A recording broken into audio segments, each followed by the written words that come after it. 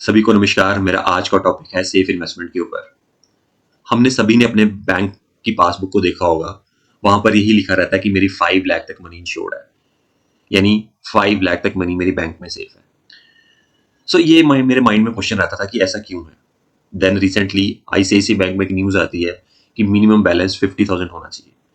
No doubt उन्होंने उसको वापस ले लिया, बट वाई सच थिंग्स? मैं मिनिमम बैलेंस क्यों रखूं किसी बैंक के अंदर?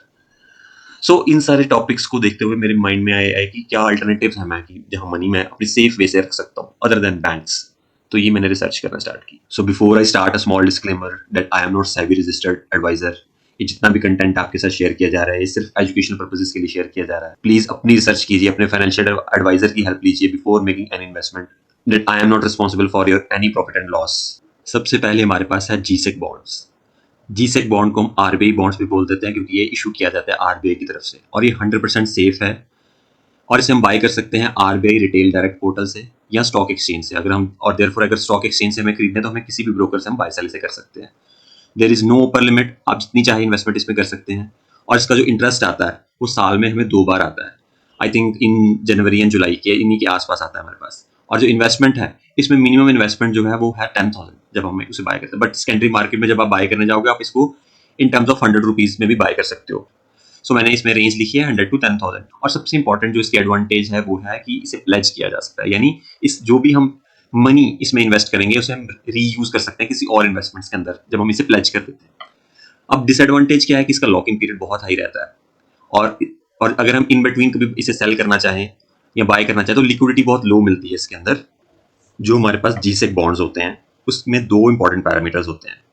वो पैरामीटर्स होते हैं कि मेरे पास रेट ऑफ इंटरेस्ट क्या है और मेरे पास ईयर टू मैच्योरिटी में कितने साल है मेरे पास। तो जो गिवन मेरे पास जो बॉन्ड मैंने यहाँ शो किया that is 622 GS 2035। That means इसमें जो इंटरेस्ट मुझे मिलेगा वो मिलेगा 6.22 एंड ईयर ऑफ मैच्योरिटी कौन सा इसका 2035। तो देन मैं जब जो भी मेरा ब्रोकर है उसके टर्मिनल से इस रेट वहां पर डालूंगा और वहां देखूंगा कि इसका करंट प्राइस कितना चल रहा है। तो जस्ट जब मैंने ये स्लाइड्स को बनाया था तो उस टाइम पे इसका करंट प्राइस चल रहा था 99.25। और हर एक बॉन्ड की वैल्यू कितनी होती है मेरे पास 100 रुपीज होती है। ये फिक्स है, ये फिक्स आप भरेंगे हमेशा 100।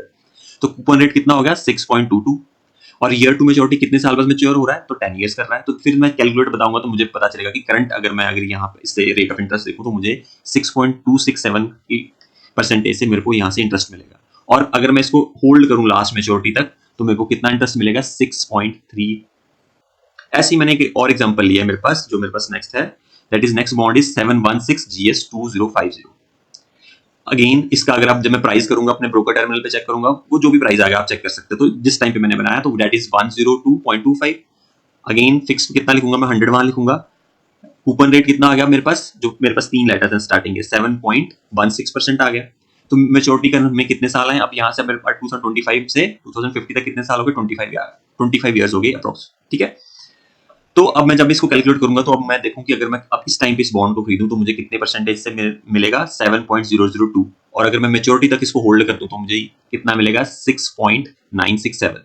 ये नहीं देख के तय करना कि बॉन्ड को ऊपर 7.16 मिला तो मुझे 7.16 मिलेगा। ये ऑल डिपेंड करता है कि इस टाइम पे मैंने इसको कितने में बाय किया, प्रीमियम में किया या डिस्काउंट में किया। प्रीमियम दैट मीन्स ये जो है 100 रुपीज है तो यहाँ कितने का मिल रहा है 102। और पिछले केस में जब मैं देखूं वो पिछला केस मुझे याद है तो वहां पर 100 रुपीज का वो बॉन्ड एक्चुअल वैल्यू थी और मिल मुझे कितने का रहा था 99.25। दैट इज डिस्काउंट में मिल रहा था मेरे को। इन सारे पैरामीटर्स को देख के मैं डिसाइड करूंगा कि मुझे कौन से बॉन्ड में इन्वेस्ट करना है। जो मैंने कैलकुलेटर यूज किया है उसका लिंक मैं डिस्क्रिप्शन में नीचे आपको दे दूंगा। सेकेंड टाइप ऑफ इन्वेस्टमेंट है SDL, स्टेट गवर्नमेंट बॉन्ड्स। ये जो बॉन्ड्स है ये इशू किए जाते हैं स्टेट गवर्नमेंट की तरफ से। इसे बाय सेल किया जा सकता है अपने ब्रोकर की साइड से। इसका सबसे बड़ा एडवांटेज ये है कि इसका जो इंटरेस्ट रेट होता है वो little higher than G sec bond होता है। बाकी मैक्सिमम चीजें इसकी लगभग सेम ही होती है जीसेक की तरह।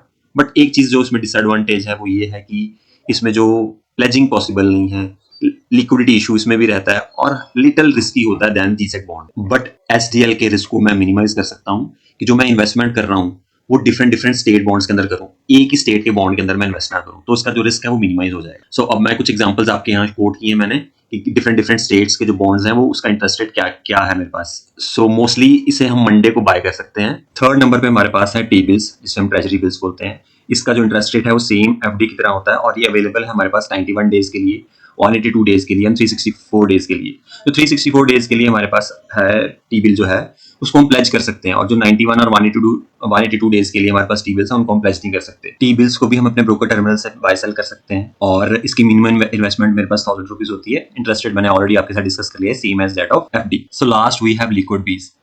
लिक्विड बीज की सबसे बड़ी एडवांटेज ये है कि इसे हम कभी भी बाय सेल कर सकते हैं मार्केट आज के अंदर। बहुत हाई लिक्विडिटी इसके अंदर होती है, और इसका जो रेट होता है वो हमेशा 1000 रुपीज ही रहता है। तो जो हमें इंटरेस्ट इसमें मिलता है वो मिलता है यूनिट्स के अंदर, यानी वो यूनिट इंक्रीज हो जाएंगे मेरे अंदर, उतने ही यूनिट्स, जितना मुझे इंटरेस्ट मिलना उतने यूनिट्स मेरे अंदर ऐड हो जाएंगे, और इसका जो रिटर्न होता है वो little higher than the saving account होता है। देयरफॉर जब भी मैं अपने ब्रोकर टर्मिनल के अंदर कोई ना कोई कैश अनयूज रखता हूं, तो मैं हमेशा उसे किस में सेव करके रखूं, लिक्विड बीज लेके रखूं। उसके सबसे बड़ा एडवांटेज लिक्विड बीज का ये है कि इसमें कोई लॉक इन पीरियड नहीं होता, और अगर मैंने उसे बाय किया हुआ है तो मैं उसे प्लेज करके उसके अगेंस्ट ट्रेडिंग कर सकता हूं। सो इस लास्ट स्लाइड के अंदर मैंने जितने भी डेप्थ फंड डिस्कस किए आपके साथ उनको कंपेयर किया है, उनके डिफरेंट पैरामीटर्स को कंपेयर किया अलोंग विद एफडी।